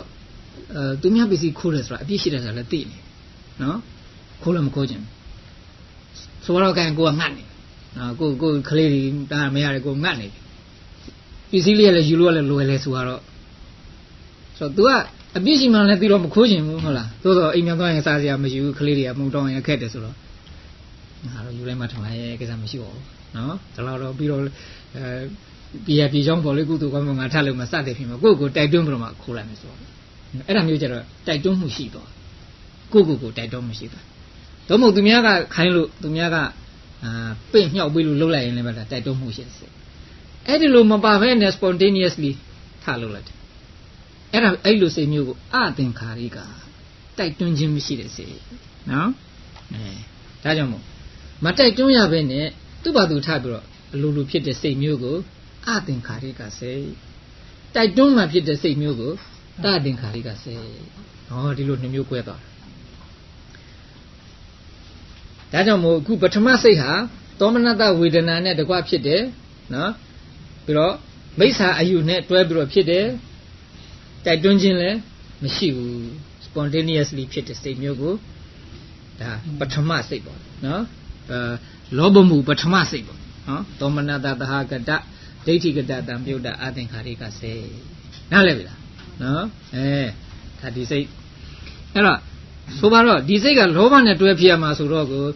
သူများတက်တဲ့ခါဒီစိတ်ဖြစ်ပါမလားမဖြစ်ဘူးသူများတက်တဲ့ဆိုဒေါသနဲ့တက်တာနော်အဲ့တော့သူများပစ္စည်းယူတဲ့ခါကျတော့ဒီစိတ်ဖြစ်မှာပေါ့နော်တော့မကိုပစ္စည်းကိုခင်တွဲနေလည်းပဲဒီစိတ်ဖြစ်နေတယ်ပေါ့ဟုတ်တယ်မလားခုနလိုထမင်းစားတာဟာဟင်းလေးကကောင်းလို့တခါတည်းကိုနော်အရာလည်းခံပြီးတော့စားတယ်ဒီစိတ်ဖြစ်ပဲဘူးလားဖြစ်တယ်ဒါကြောင့်မို့ဘယ်လိုအချိန်ဒီမှာဘယ်လိုစိတ်မျိုးဖြစ်နေလဲဆိုတာလည်းကိုကဒါစဉ်းစားနိုင်ရမယ်ပေါ့နော်အဲ့လိုစဉ်းစားနေမှလည်းပဲဒါလက်တွေ့ဘဝနဲ့ဒီဘိဓမ္မာပုဒ်တနဲ့ဟပ်ပြီးတော့နားလဲတာဟုတ်တယ်မလားစားတဲ့ဘိဓမ္မာဆိုအမှန်တော့စားရဲရှိတာမဟုတ်ဘူးဟုတ်လားကိုစိတ်ထဲကိုတဏ္ဍာမှာရှိတာကိုကမသိတော့စားတဲ့ထင်ပြီးစားအုပ်ကြီးလိုက်ကြည့်အဲ့ဒါပထမစိတ်နော်သောမနတသဟကတဒိဋ္ဌိကတတံပြုတ်တာအသင်္ခါရိကစိတ်ကောင်းပြီနောက်ဒုတိယစိတ်ကတော့ပါတော့တူတူပဲသောမနတသဟကတဒိဋ္ဌိကတတံပြုတ်တာတသင်္ခါရိကစိတ်ဒီကြတော့တိုက်တွန်းရပြီပေါ့ကိုတိုက်တွန်းနေဖြစ်စီသူများကတိုက်တွန်းနေဖြစ်စီတော့တခါအဲ့လိုပဲဖြစ်တတ်တယ်နော်ဟိုကောင်းတဲ့စိတ်ဖြစ်ဖြစ်မကောင်းတဲ့စိတ်ဖြစ်ဖြစ်တခါလည်းထလုပ်လိုက်တာဘာဘယ်လိုမှပြောဆိုတိုက်တွန်းနေရတာမဟုတ်ကိုလည်းမတိုင်နိုင်ဘူးတခါလေးကျတော့တိုက်တွန်းပြီးတော့လုပ်ရတယ်အဲ့လိုမျိုးပဲဒီကတိုက်တွန်းခြင်းရှိသွားရင်တိုက်တွန်းမှုနဲ့လုပ်ရရင်တသင်္ခါရိကစိတ်တခါတတိယစိတ်ကြတော့ကော တောမနာတာသဟကတဒိဋ္ဌိကတဝိပယုတ်တာဆိုတာမရှင်ဘူးတဲ့ဒီကြတော့သူကအယူမှားမရှိဘူးနော်ဆိုတော့ခိုးတာအပြစ်မရှိဘူးနော်ပြီးတော့ဘာခေါ်လဲဒီလောကကြီးကမြဲတယ်ဗါတယ်ဆိုတော့အယူနဲ့ခိုးရင်သူကဒိဋ္ဌိနဲ့ခိုးတာဟုတ်တယ်မလားဘုရားဝါဒတွေနေတော့ဒီလောက်ဒိဋ္ဌိမရှိဘူးဟုတ်လားဘုရားဝါဒသူခိုးဆိုရင်သူမကောင်းတာတော့သိတော့ဟုတ်တယ်လားဒါမှမဟုတ်သူခိုးမှာပေါ့အဲ့ကျတော့သူကဒိဋ္ဌိမပါဘူးအယူမှမပါဘူးဒီဟာခိုးတာမကောင်းဘူးအပြစ်ရှိတယ်ဆိုတော့သိတယ်ဒါပေမဲ့မတတ်တာလို့ခိုးတယ်သို့မဟုတ်ခိုးခြင်းလို့ခိုးတယ်စသဖြင့်ပေါ့နော်အေးအဲ့ဒီလိုအယူမှားမပါတဲ့ခါကျတော့ဘာဖြစ်သွားလဲဒိဋ္ဌိကိတဝိပယုတ်တာအသင်္ခါရိကစိတ်ဒါခုနလိုပဲတိုက်တွန်းတာရှိရင်အသင်္ခါရိကမရှိရင်အသင်္ခါရိကတိုက်တွန်းတာရှိရင်သသင်္ခါရိကစိတ်ဒါကြောင့်မို့သောမနတဝေဒနာနဲ့တကွဖြစ်တဲ့စိတ်ဘယ်နှခုရသွားတော့၄ခုနော်သောမနတဝေဒနာနဲ့တကွဗာလဲပြီးတော့ဗာလဲဒိဋ္ဌိနဲ့ရှင်တယ်တိုက်တွန်းဒိဋ္ဌိနဲ့ရှင်တယ်ပထမစိတ်လေဒိဋ္ဌိနဲ့ရှင်တယ်တိုက်တွန်းခြင်းမရှိဘူးနောက်ခါကျတော့တိုက်တွန်းခြင်းရှိတယ်ဒိဋ္ဌိနဲ့မရှင်ဘူးတိုက်တွန်းခြင်းရှိတယ်တိုက်တွန်းခြင်းမရှိဘူးနော်အဲ့လိုလေးမှလိုက်လွယ်သွားတယ်ဒီ၄ခုဒီ၄ခုတီးလိုက်နောက်၄ခုကဥပိ္ပခာကို substitute လုပ်လိုက်ရုံဟုတ်လားကဲနံပါတ်5ကပါလဲတော့ဥပိ္ပခာသဟဂတနော်အဲ့တော့ဥပိ္ပခာလို့ဖတ်ရတယ်နော်ဥပက္ခာလို့မဖတ်ရအောင်ဒါမြန်မာနိုင်ငံမှာ standard ဖြစ်နေတဲ့ဘုန်းကြီးသုံး pronunciation ပေါ့နော်လူတွေတချို့နားမလည်ဥပက္ခာလို့ဖတ်တတ်တယ်နော်ဥပက္ခာမဟုတ်ဘူးစာလုံးတတ်တာမျိုးပေါ့ဟုတ်လားတိုးတော့ဥပိ္ခာလည်းမဟုတ်ဘူးနော်ဟုတ်လားပိက္ခာအင်္ဂလိပ်လို PID pit ဆိုတာမျိုးလို့ဥပိ္ခာဒါဘုန်းကြီးသုံးကြအတန်ထွက်မှဆိုရင်အဲ့တန်ထွက်ပါနော်ဥပိ္ခာပါစာကိုဘယ်တော့မှပါစာရရတာမထွက်နဲ့ပါဠိဖတ်မှာပင်စလို့ထွက်တယ်ပြင်စလို့တော့မထွက်အောင်တိတရိဏသာပြင်စသေးလားလူတွေကတော့ပြင်စဖတ်တာဟုတ်တယ်မလားပညာဖတ်တာပဲဘုန်းကြီးအဲ့လိုဆိုပင်စပဲပါစာငါတပင်မျိုးပဲနော်ပင်စပညာကောင်းပြီ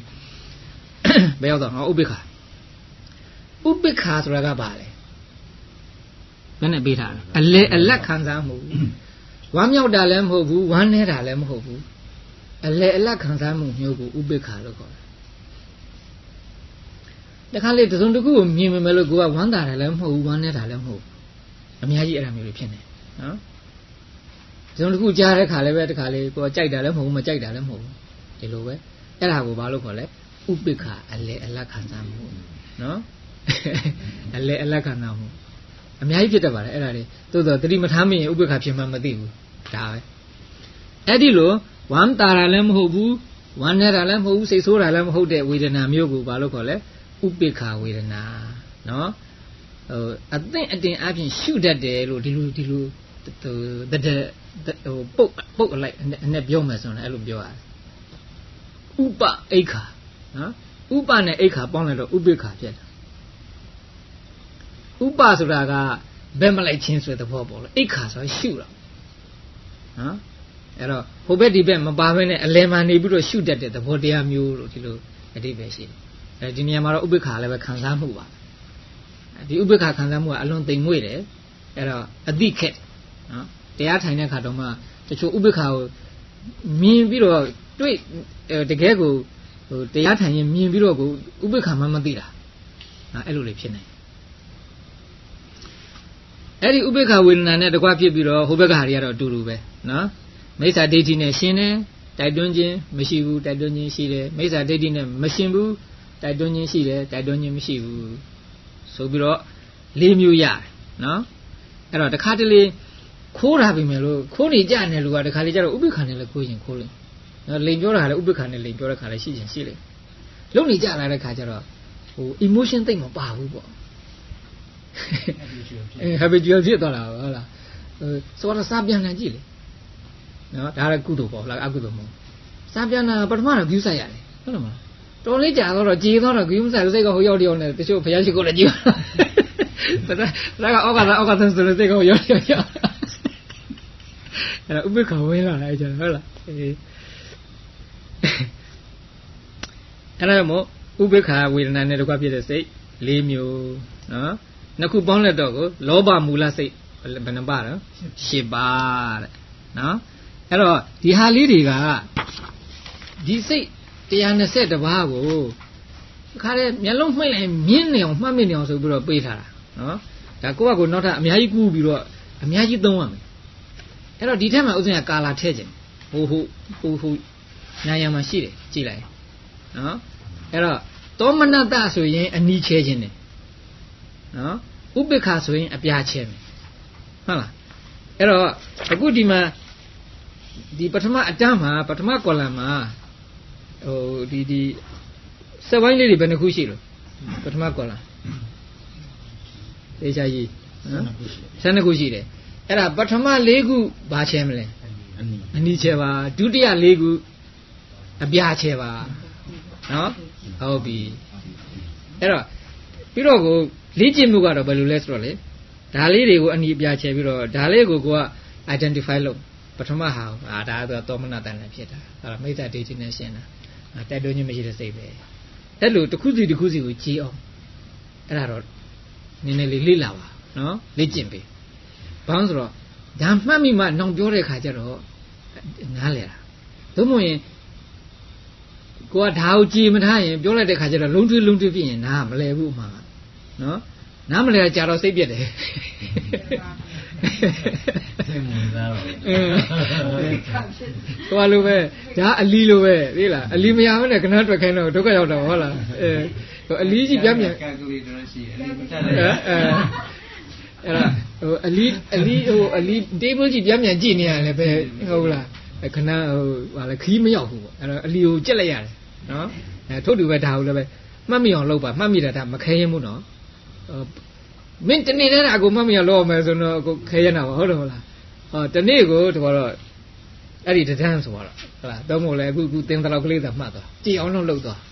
နောက်ခါကျပြန်မျက်လုံးမှိတ်ပြီးစဉ်းစားကြည့်လိုက်တခါတည်းဒီအခုသူစိတ်ဟိလို့ပြောလိုက်ဒီစက်နှလုံးတန်းပေါ်တော့တာအနီလေးပြာလေးပါသိတဲ့ကမြင်းလာတာနော်အဲ့ဒါတော့အထူးပြီးစိုက်ပြီးတော့ကြည်အောင်လုပ်တိတ်အကျိုးရှိတယ်အဲ့ဒါကောင်းပြီအဲ့တော့ပထမ၄လုံးကပါတော့အနီဒုတိယ၄လုံးကအပြာကောင်းပြီဒါကလောမှုစိတ်၈ပါးတဲ့နော်နောက်နှစ်ခုကပါတော့ဒေါသမှုစိတ်2ပါးတဲ့ဒါလာပြီဒေါမနတနော်ပထမစိတ်ကပါတဲ့တော့ဒေါမနတသဟကတာတဲ့ဒေါမနတဆိုပါတော့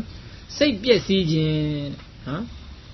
စိတ်ပြည့်တယ်ဗမာစကားလည်းရှိတယ်မဟုတ်လားစိတ်ပြည့်တယ်နော်စိတ်ပြည့်တယ်ဆိုတာဒေါမနတကိုပြောတာဒုဆိုတာမကောင်းတာမနဆိုတာစိတ်နော်ဒုမနဆိုတာမကောင်းတဲ့စိတ်မကောင်းတဲ့စိတ်ဖြစ်နေတာမကောင်းတဲ့စိတ်ရှိနေတာကိုဒေါမနတလို့ပြောအဲ့တော့ဒါဟာလည်းပဲပါလေဝန်းနေတဲ့နော်ခံစားမှုစိတ်မချမ်းသာတဲ့ခံစားမှုကိုဒေါမနတလို့ခေါ်တာဒါသောမနတရဲ့သူကဆန့်ကျင်ဘက်ပေါ့သောမနတကတော့ဝန်တာနေတယ်ဒေါမနတကျတော့ဝန်နေနေတယ်နော်စိတ်ပြက်နေတယ်အဲ့ဒါမျိုးတွေကိုဒေါမနတလို့ခေါ်တယ်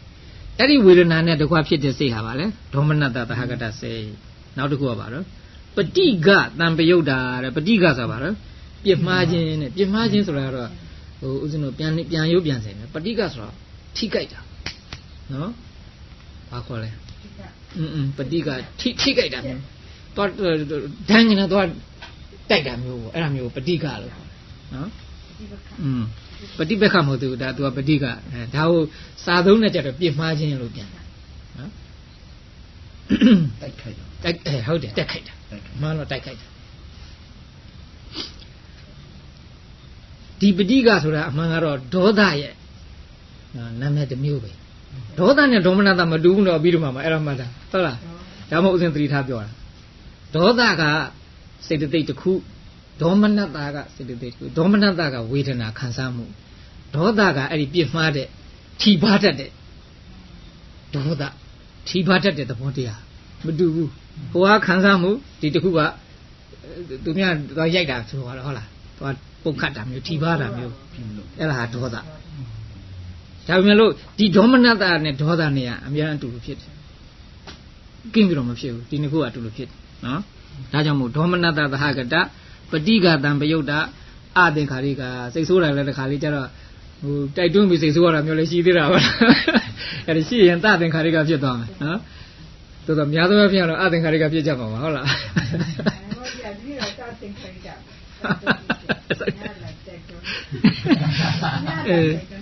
ကိုယ်စိတ်ကိုတိုက်တွန်းတယ်ရှိပါကိုတိုက်တွန်းလို့ဒါလေးဖြစ်တယ်နော်မတိုက်တွန်းဘဲနဲ့လည်းဖြစ်တတ်တယ်ဟုတ်လားအာသင်္ခါရိကနဲ့သသင်္ခါရိကနှစ်မျိုးပေါ့နော်ဟောတခုမှတ်ဖို့ကတော့ကိုအဘိဓမ္မာသဘောအရာနော်ဒေါသဆိုတာဗာလေကြောက်တာကိုလည်းပဲဒေါသနဲ့တွန်းတယ်နော်ဒေါသနှစ်မျိုးရှိတယ်တက်ကြွတဲ့ဒေါသဆုံးနစ်တဲ့ဒေါသနော် active ဒေါသနဲ့ passive ဒေါသတက်ကြွတဲ့ဒေါသကဒေါသဆုံးနစ်တဲ့ဒေါသကကြောက်တာဒါကြောင့်မို့ကြောက်တယ်ဆိုရင်တော့ဗာလေဒီစိတ်နဲ့ကြောက်တာနော်ဒေါသမှုစိတ်နဲ့ကြောက်တာအဲ့ဒါမှန်တယ်ဒါကြကြောက်တာရှားမတွေ့ပဲနေဦးမဒီထဲပဲဘယ်ထဲထဲမှမသိရရင်စိတ်ညစ်တာနော်ကြောက်တာဟိုအင်္ဂလိပ်လို depress ဖြစ်နေတာမျိုးဒါတွေအကုန်လုံးဒီဒေါသဒေါမနတာနှမျိုးတည်းကြီးသွားတာပဲဒီကအဲ့မှာဒေါသဆိုတော့သူဒေါမနတာကသူကဝေဒနာခံစားမှုဆိုတော့အဲ့ဒီနေရာမှာ active ကိုဘယ်လိုလုပ်ပါတော့ရှင်းတယ်ဟိုသူကတော့ဟို experience ပေါ့ဝေဒနာခံစားမှုဆိုတာအဲ့ဒီ experience ကတော့ရှိတယ်ဟိုစိတ်ငကိုစိတ်ကနေပြီးတော့တမျိုးတစ်ပုံပျက်စီးသွားတဲ့စိတ်ကိုဒေါမနတာခေါ်တာဟုတ်စိတ်ပျက်စီးသွားတာဟိုငကိုချင်းနေဆိုတာကောင်းတဲ့စိတ်ပေါ့ဟုတ်လားကောင်းတဲ့စိတ်ကနေအခုစိတ်ညစ်တယ်သို့မဟုတ်စိတ်ဆိုးတဲ့စိတ်ဖြစ်သွားတဲ့အခါကျတော့ဒေါမနတာဖြစ်တယ်အဲ့ဒီအချိန်ခါမှာခုနဒေါသနဲ့သွားပြီးတော့ရှင်းဒေါသ active ဖြစ်တာအဲ့တော့ခုနရိုက်တယ်ဆိုတာကလူ physically သွားရိုက်တာဟုတ်မဆိုလို့အာယုံကိုဒီကဒေါသနဲ့သွားရိုက်တာတခုခုဒေါသဖြစ်တဲ့ခါကျတော့ကိုယ်စိတ်ကသူ့သွားပြီးတော့ထိတယ်လို့မနေလားအဲ့ဒါပြောတာနော်တခါလေသူများဒေါသရဲ့အရှိန်တော်မှာကိုလာပြီးခံစားရတာမျိုးတွေရှိတယ်မဟုတ်လားတကယ်သိဆိုလို့စကားများကြပြီဆိုဘာလို့ဆိုရင်နော်အဲ့ဒါကြောင့်မို့ဟိုကခံစားမှုဒါကတမျိုးပေါ့လေဒါကအဲ့ဒီခုနထီပါမှုအဲ့ဒီလိုกว่าတယ်ဒါကြောင့်အပြီးတော့မှဒီတရားတွေကအတူတူဖြစ်ပြီးတော့သဘောတရားတစ်မျိုးစီသူ့လက္ခဏာလေးတွေနဲ့ကွဲပြားဖြစ်တယ်အဲ့ဒါကိုမြတ်စွာဘုရားမို့ဒါတွေကိုဟောနိုင်တာပြောနိုင်တာယူပုဂ္ဂိုလ်ကပြောနိုင်ဖို့ကအများကြီးခဲရင်တိုးတော့တရားတကယ်ထိုင်းလာတဲ့ခါကျတော့ဒါတွေတွေးတော့တွေးတယ်မြတ်စွာဘုရားလောက်ကတော့မမြင်နိုင်ဘူးပေါ့လေတိုးတော့ကိုအတိုင်းတာရကိုတမာတိနဲ့ဒါတွေကမြင်လာတယ်ဖြစ်မြင်နိုင်တယ်အဲ့ရှင်သာကတင်ကဟိုမိလင်နာမင်းကြီးကိုပြောတဲ့အခါမှာမြတ်စွာဘုရားအလွန်ခဲရင်တဲ့အလုပ်လုပ်တယ်ဗါလဲအတူတကွဖြစ်နေတဲ့သဘောတရားတွေကိုဟုတ်လားအာယုံတစ်ခုတည်းအာယုံပြုတ်ပြီးတော့အတူတကွဖြစ်နေတဲ့သဘောတရားတွေကိုဒါကတော့စိတ်ပဲဟုတ်လားဒါကတော့တွေးကြည့်မှုသဘောတရားလေးဒါကခံစားမှုသဘောတရားဒါကမှတ်သားမှုသဘောတရားစတဲ့မျိုးခွဲခြားပြီးတော့ပြောနိုင်တယ်ဟိုသမုဒ္ဒရာရဲ့ရေကိုလက်ကုတ်တဲ့ထည့်ပြီးတော့ဒါကခင်းကမြစ်ကရေပဲဒါကယမုနာမြစ်ကရေပဲလို့ပြောရတာကမှလွယ်သေးတယ်တဲ့နော်ဒီခုနဉာဏ်သဘောတရားတွေအတူတကွဖြစ်နေရမှာဒါကစိတ်သဘောတရားပဲဒါကတွေးကြည့်မှုသဘောတရားဒါကခံစားမှုသဘောတရားလို့ပြောနိုင်ဖို့ဟာအလွန်ခဲရင်တယ်ဒါမြတ်စွာဘုရားမို့ဟောနိုင်တယ်နော်အဲ့ဒီဟောတာတွေကိုဘာပါလဲ preserve လုပ်ထားလို့ဦးဇင်းတို့လည်းအခုထိအောင်ပေါ့ဟုတ်လားဆရာအစဉ်ဆက်ကနေဆောင်းလာလို့ဒါသိခွင့်ရတယ်ပေါ့ဒီတဲ့ဒီနည်းသိဖို့ဆိုရင်အများကြီးကြံသေးတယ်နော်ဒီနောက်ဒုတိယပိုင်းကျစေတသိက်အဲ့စေတသိက်ဒီကိုတခါတည်းလက္ခဏာအပြင်ရာတာအပြင်ဟာလားပိစုပဋ္ဌာန်အပြင်ပဋ္ဌာန်အပြင်စသဖြင့် aspect အမျိုးမျိုးနဲ့ထားတွေကိုသိအောင်လုပ်မသိဆုံးစားရကောင်းတယ်အဲ့ဒါတွေကလေအထူးသဖြင့်တော့ဟို psychiatrist တွေနဲ့ psychotherapist တွေနဲ့ပို့ပြီးတော့လိုက်ဟောပြုတယ်အသုံးကြတယ်သူတို့ကြတော့လေဒါမှမဟုတ်အခု Texas ကဗမာဆရာဝန်တင်သားမြေသူက psychiatrist လုပ်နေတာဘူးသူတော့သွေးတာကဲအဲ့တော့ဒါကဒေါမနတသဟကုနော်ပဋိကတံပြုစိတ်နှစ်ခုအဲ့ဒီနှစ်ခုကိုတော့အစိမ့်ချေခြင်းတယ်နော်အစိမ့်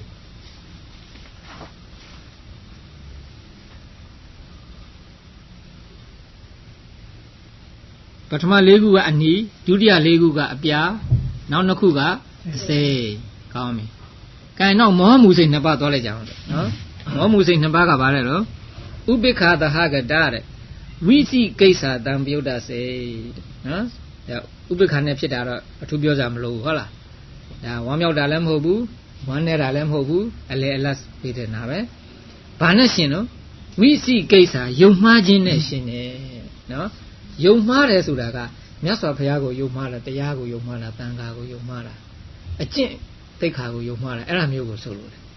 တာမင်ညမဆုံးဖြတ်နေတာမျိုးကိုလည်းဝိသိကိစ္စလို့မခေါ်ရအောင်နော်မော်ရကမောင်းတော်လို့ညာဘက်ကိုရမလားဘယ်ဘက်ကိုရမလားမသိတာမျိုးဝိသိကိစ္စလို့မဆိုဘူးမခေါ်ဘူးဒါမဆုံးဖြတ်နေတာတော့မဆုံးဖြတ်နေတာပဲဒါပေမဲ့လို့ဒါအကုသိုလ်ဝိသိကိစ္စမဟုတ်ဘူးဒီမှာပြောတဲ့ဝိသိကိစ္စဆိုတာကခုနလိုဘုရားတကယ်ရှိခဲ့တာဟုတ်မဟုတ်ကဲ့လားနော်ဒီဘုရားတမ္မတဉာဏ်ရှိတယ်ဆိုတာဟုတ်မဟုတ်ကဲ့လားဘုရားဟောတဲ့တရားဒိဋ္ဌာလေးပါးတွေဟုတ်မဟုတ်ကဲ့လားတန်ခါဆိုတာဒီမြတ်စွာဘုရားရဲ့အဆုံးအမတွေကိုလိုက်နာကျင့်ကြံပြီးတော့ကိလေသာကင်းတယ်ဆိုတာဟုတ်မဟုတ်ကဲ့လားစသည်ဖြင့်အဲ့ဒီလိုယုံမှားတယ်မဆုံးဖြတ်နိုင်တာမျိုးကိုဝိသိကိစ္စလို့ခေါ်တယ်နော်သစ္စာလေးပါးမှာယုံမှားတွေ့ဝေးတယ်ပရိစ္ဆသမုပ္ပါမှာယုံမှားတွေ့ဝေးတယ်စသည်ဖြင့်အဲ့ဒါကိုဝိသိကိစ္စလို့ခေါ်တယ်အဲ့ဒီဝိသိကိစ္စနဲ့တကွဖြစ်ရင်သူ့ကိုဝိသိကိစ္စတံပြုတ်စေနော်နောက်တစ်ခုကတော့ဗါနော်ဥဒိစ္စတံပြုတ်စေနော်ဥဒိစ္စဆိုတာကဦးဇင်းတို့ဘာသာပြန်တဲ့ခါကျတော့ပြန့်လွင်ခြင်းလို့ပြန်တယ်နော်ဥဒိစ္စမှာဥဒ်ရယ်ဒိစ္စရယ်ထားကြနော်ဥဒ်ဆိုတာကအထက်ဆိုတဲ့အဓိပ္ပာယ်ရှိတယ်နော်ဒိစ္စဆိုတာကလှုပ်နေတယ်ဆိုတဲ့အဓိပ္ပာယ်ရှိတယ်ဆိုတော့အထက်မှာလှုပ်နေတယ်ဆိုတာကစိတ်ကအာယုံနဲ့သွားပြီးတော့ဟိုကပ်မနေဘဲနဲ့ပေါ့ဟိုလူဒီလူဖြစ်နော်အဲ့ဒါကိုဥဒိစ္စဖြစ်တယ်ခေါ်တယ်ဟိုအာယုံကိုရှင်းရှင်းလင်းလင်းမမြင်ဘူးနော်စိတ်နဲ့အာယုံပြုတ်ကြည့်လိုက်ခြင်းကိုရှင်းရှင်းလင်းလင်းမမြင်ဘူးစိတ်နဲ့အာယုံတွေကကပ်မနေဘူးခဏခဏဖြစ်တယ်အဲ့ဒါဒုတိယမြတရားထိုင်နေပါဖြစ်အဲ့ဒါဥဒိစ္စလို့ခေါ်တယ်ဗမာလူကြတော့ပြန့်လွင်ခြင်းနော်အထူးသဖြင့်ဘယ်လိုခါမှဖြစ်တတ်တော့ဆိုရင်ဝိရိယလိုတာတဲ့ပို့ပြီးတော့အားထုတ်မိတဲ့အခါမျိုးမှာတရားထိုင်နေတာဒါခါလေးကျတရားထိုင်တဲ့ခါကျတော့နည်းနည်းမှတ်လို့လေးရကောင်းလာတော့ကိုကလောဘလေးရဖြစ်လာကိုပူကောင်းအောင်လှုပ်ချင်လာတော့တခါလေပို့ပြီးတော့ကြိုးစားရတာပေါ့ပို့လဲကြိုးစားလိုက်တော့စိတ်နဲ့အဲ့ဒီအာယုံနဲ့ဟာလဲကွာပါမကတ်စီးပိုင်မရှိဘူးပေါ့နော်အဲ့ဒါမျိုးကိုဥဒိစ္စလို့ခေါ်တယ်ဒါကိုဥစဉ်လို့ပြန်တော့ပြန့်လွင်ခြင်းလို့ပြန်တယ်ဟုတ်လားကျမ်းဂန်ဒီမှာဥပမာပေးတာကတော့ပြာပုံကြီးတဲ့ဟိုခဲပစ်တဲ့ခါကျပြာတွေထလာတာပေါ့ကွယ်ပြာမမြင်တော့ဘူးအာယုံအဲ့ဒါမျိုးကိုဥဒိစ္စလို့ခေါ်တာဒါကြောင့်မို့အဲ့ဒီလိုဖြစ်နေရင်ဒါဥဒိစ္စနဲ့ရှင်တဲ့စိတ်ဖြစ်နေတာနော်အဲ့တော့ဝိရိယလွန်ရင်ဥဒိစ္စဖြစ်တယ်လို့ဒါဝိသနုစကားရှိတယ်နော်ကျမ်းဂန်ဆိုရင်ဝိရိယလွန်တော့ဥဒိစ္စဒါကြောင့်မို့ဝိရိယကိုလည်းမလွန်စေရဘူးနည်းလည်းမနည်းစေရဘူးများလည်းမများစေရဘူးနော်အနေတော်လေးအားထုတ်ပေးရအဲ့ဒီလိုအနေတော်လေးအားထုတ်ပေးရင်ဥဒိစ္စမှာကင်းတယ်ပေါ့သုံးမရင်ဒီဥဒိစ္စဖြစ်တယ်။ကဲဒါကပါတော့ဥပေက္ခသဟဂတဝိသိကိစ္စတံပြုစိတ်တစ်ခုဥပေက္ခသဟဂတဥဒိစ္စတံပြုစိတ်တစ်ခုနှစ်ခုဒါကပါလေမောဟမှုစိတ်အဲ့တော့လောမှုစိတ်ကလောဘမောဟနဲ့အတူတကွဖြစ်တယ်နော်ဒေါသမှုစိတ်ကဒေါသမောဟနဲ့အတူတကွဖြစ်တယ်ဒီမောဟမှုစိတ်ကြတော့မဟုတ်ဘူးမောဟတက်တက်နဲ့သာအတူတကွဖြစ်တယ်လောဘလည်းမပါတော့ဘူးဒေါသလည်းမပါတော့ဘူးနော်အဲ့တော့အကုသိုလ်စိတ်12ခုလုံးဟာမောဟနဲ့အတူတူဖြစ်တယ်ဟုတ်တယ်မလား10ခုကလောဘမောဟနဲ့ဖြစ်တယ်2ခုကဒေါသမောဟနဲ့ဖြစ်တယ်နောက်ဆုံး2ခုကမောဟတက်တက်နဲ့သာဖြစ်တယ်အလုံးပေါင်းလိုက်တော့ပါတော့အကုသိုလ်စိတ်12ခုအကုသိုလ်စိတ်12ပါးလို့ဒီလိုခေါ်ရနော်ဥစဉ်တို့အခုလောကမှာမကောင်းတာတွေဖြစ်နေတယ်မကောင်းတာလုပ်နေတယ်ဒီစိတ်12ခုတည်းကတစ်ခုခုနဲ့ကြီးလုပ်နေကြတာနော်ကြိုက်တယ်ခိုက်တယ်ကိုယ်လည်းပါတယ်ညာလည်းစိတ်ဆိုးတယ်နော်တွေ့ဝေတယ်ခုနလိုပြန်လွင်စိတ်ပြန်လွင်ဥဒိစ္စဖြစ်တယ်ဘာဖြစ်နေနေဒီ12ခုတည်းကတစ်ခုခုနဲ့ကြီးဖြစ်နေလားရှင်မြတ်ဟိုတစုံတယောက်သုံးဖို့ဆရာကနေပြီးတော့မှတင်ကြားပူးချလိုက်တာကိုအများကြီးပြီးလိုက်နာပြီးတော့သဘောမပေါက်နားမလဲတဲ့စိတ်ကလည်းအဲ့ဒီမောဟစိတ်နဲ့ပါလာရှင်ဗျာမောဟတော့ပါတယ်တချို့ဥမာအတန်းထဲမှာကလေးတွေရှိမယ်ဟုတ်တယ် average ကလေးတွေနားလည်ပြီးမဲ့တချို့ကလေးတွေကသူအာယုံမဆိုင်လို့တော့မဟုတ်စိုက်ရသားနဲ့သဘောမပေါက်နားမလဲနိုင်တာဟာဒါမောဟစိတ်မောဟပါတယ်သို့တော့တစ်ခါလေးကြတော့ဘယ်လိုဖြစ်တတ်တော့ဟို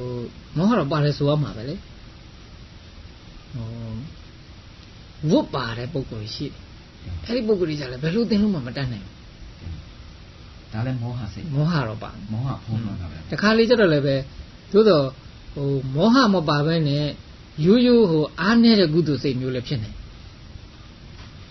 တူဝေတာတော့မဟုတ်ဘူးသို့တော့နားမလည်နိုင်တာဟုတ်လားတခါလေကျတော့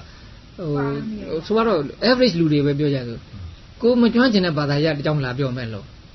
ဒါတော့မောဟလို့ပြောဖို့မလွယ်ဘူးနော်ဆိုတော့ကိုကတတ်ထားတာကဆိုတော့စည်ရင်အင်းတတ်ထားတယ်ဆေးပညာနဲ့လာပြီးတော့စကားပြောမယ်ကိုနားလည်းမဟုတ်ဘူးအင်ဂျင်နီယာစကားနဲ့လာပြောမယ်ကိုနားလည်းမဟုတ်ဘူးဒါတော့အဲ့ဒါကျတော့တွေးဝေတာနဲ့တွေးဝေတာမဟုတ်မဟုတ်နိုင်ဘူးပေါ့ဒါကတော့ဟိုကိုနေမဟုတ်လို့မသိတာဟုတ်လားကိုလေ့လာထားတဲ့ပညာရမဟုတ်လို့မသိတာအဲ့ဒါအကုသိုလ်လို့ပြောတယ်အကုသိုလ်လို့မခွန်နိုင်ဘူးကိုကတော့ဘုရားတရားတန်ခါကိုယုံမှားတွေးဝေသလားနော်ပြီးတော့ဟိုစိတ်ဟာ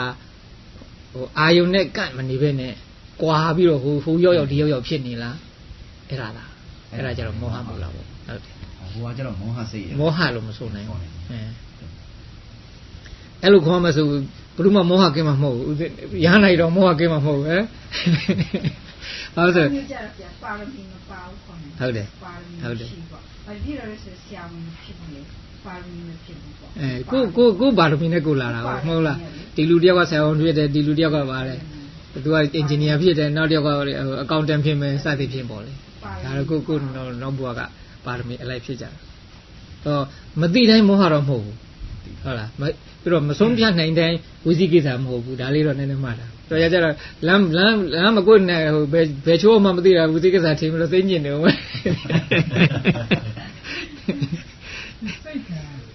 စိတ်ရဲ့စိတ်ရဲ့အာရုံသုံးမျိုးနည်းရှိတာအမှန်ကတော့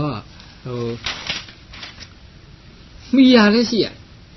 နော်အာယုံလည်းရှိရဘာနဲ့ပြောရမလဲဟိုမှန်ဘလူးနဲ့နေရောင်ကိုစုလိုက်တဲ့ခါဟိုမှာမိသွားတောက်တယ်ဟုတ်လားနေရောင်လည်းရှိရတယ်မှန်ဘလူးလည်းရှိရတယ်လောင်စာလည်းရှိရအဲ့ဒီခါမှာမိထတောက်တယ်ဟုတ်တယ်မလားထို့အတူပဲစိတ်တစ်ခုဖြစ်ဖို့နော်ဘာလို့သလဲအာယုံလို့တယ်ပြီးတော့ဘာခေါ်လဲစိတ်သိမဟုတ်တယ်မိရလို့တယ်မိရဆိုပါလဲမြင်တဲ့စိတ်ဖြစ်ဖို့ဆိုရင်မျက်လုံးရှိရမျက်လုံးမရှိရင်မြင်တဲ့စိတ်မဖြစ်ဘူးနော်ကြားတဲ့စိတ်ဖြစ်ဖို့ဆိုရင်နားရှိရအဲ့တော့ပြီးတော့တခါမြင်တဲ့စိတ်ဖြစ်ဖို့ဆိုရင်မြင်စရာ sight ရှိရဟုတ်တယ်မလားကြားတဲ့စိတ်ဖြစ်ဖို့ဆိုရင်အတန်ရှိရအဲ့တော့ဒါကြောင့်မြတ်စွာဘုရားဟောတယ်စက္ခုံစပဋိစ္စရူပိစဥပ္ပတ္တိစက္ခုဝိညာဏနော်မျက်လုံးကိုအမိပြု၍၎င်းယူပါယုံတို့ကိုအမိယူပါယုံဆိုတာမြင်နိုင်တဲ့ဟာပေါ့ယူပါယုံတို့ကိုအမိပြု၍၎င်းစက္ခုဝိညာဉ်စက္ခုမြင်သိစိတ်ဖြစ်တယ်အဲ့ဒီသုံးခုဒီတွေ့လိုက်တဲ့နဲ့တပြိုင်နက် contact ဆိုတဲ့ဖတ်တာကလည်းပဲပေါ်လာတယ်ဟုတ်လားပြီးတော့တခါဝေဒနာတို့ဘာလို့ပါတခါတည်းပေါ်လာပေါ့အဲ့ဒီအဲ့တော့စိတ်တစ်ခုဖြစ်ဖို့ရာမှာအာယုံနဲ့မိရဒါဟိုဘာခေါ်မလဲလူဘုံနတ်ဘုံရူပါစရဗြဟ္မဘုံအနေနဲ့ပြောရင်အဲ့ဒါမိရရှိရစိတ်တိတ်ကနောက်မလိုက်စိတ်တိတ်ကနောက်မလိုက်ဘူးစိတ်ဖြစ်တာနဲ့တပြိုင်နက်စိတ်တိတ်ဖြစ်တာပဲသူကတော့နေဘူးတဲ့ထွက်လိုက်တာလူထွက်လိုက်တာနဲ့အရိတ်ကလည်းတစ်ခါပေါ်တာပဲအရိတ်ကနောက်မှလာတာမဟုတ်ဘူးဟုတ်တယ်မလားတပြိုင်နက်ပေါ်တာမျိုးလိုပဲစိတ်နဲ့စိတ်တိတ်နဲ့ကတပြိုင်နက်သောခဏမှာအတူတူဖြစ်တာဟုတ်တယ်အတူတူဖြစ်ပေမဲ့လို့စိတ်ကရှိသွားလို့ခေါင်းဆောင်လို့သူကနေတော့သူ့ကိုပဓာနာထားဒါပဲအမှန်ကတော့စိတ်ကြီးဖြစ်မယ်ကွာမင်းတို့စိတ်တိတ်တွေမဖြစ်နဲ့လို့လည်းပြောလို့မရအောင်စိတ်ဖြစ်တဲ့ဟေ့ဆိုစိတ်တိတ်ကလည်းပြတ်တော့တာပဲအမှန်ကတော့ဒါမှမလို့စိတ်ကရှိကမနေတယ်လို့ပေါ့လေစစ်တိုက်တဲ့ခါကျတော့စစ်ဘုံနဲ့စစ်သားနဲ့အတူတူတက်ရပြီမလို့စစ်ဘုံကစစ်ဘုံပဲဟုတ်တယ်မသူ့စစ်ဘုံလို့ခေါ်ရတယ်တိုက်တော့အတူတူတက်ရအဲ့ဒါမျိုးပေါ့အဲ့ဒါကြောင့်မို့ဒီစိတ်တွေဟာဘယ်ကပေါ်လာလဲဘာကြောင့်ဖြစ်လာလဲလို့မေးရင်ခုနလိုပဲမိဘယ်ကလာတော့မေးရမိချစ်လိုက်တယ်ဟုတ်လားမိဘယ်ကလာလဲဒီမိတွေဟာရမ်းထဲမှာရှိသလားမိချစ်ထဲမှာရှိသလားဘယ်မှရှိဘူးတိုးတော့အကြောင်းတိုက်ဆိုင်လို့ချစ်လိုက်တဲ့ခါကျ share နေဆိုတောက်လာမိပေါ်လာထို့တူပဲစိတ်ဘယ်မှာထားလဲဘယ်မှာနေလဲသိဘူး တိုးတော့အကြောင်းတိုက်ဆိုင်လာပြီမြင်စရာအာယုံလည်းရှိလာပြီမျက်စိကလည်းဖွင့်ကြည့်လိုက်တယ်ဆိုတော့ဒီနှစ်ခုတိုက်ဆိုင်လာတဲ့ခါကျတော့ရှောင်လို့ကိုမရဘူးမြင်သိစိတ်ကပေါ်လာတာဘယ်သူကမှဆိုတော့ခံရတာမဟုတ်ဘူးဘယ်သူကမှဖန်ဆင်းရတာမဟုတ်ဘူးဒါအလိုလိုပဲဒါပေါ်လာတော့တာပဲအဲ့ဒါ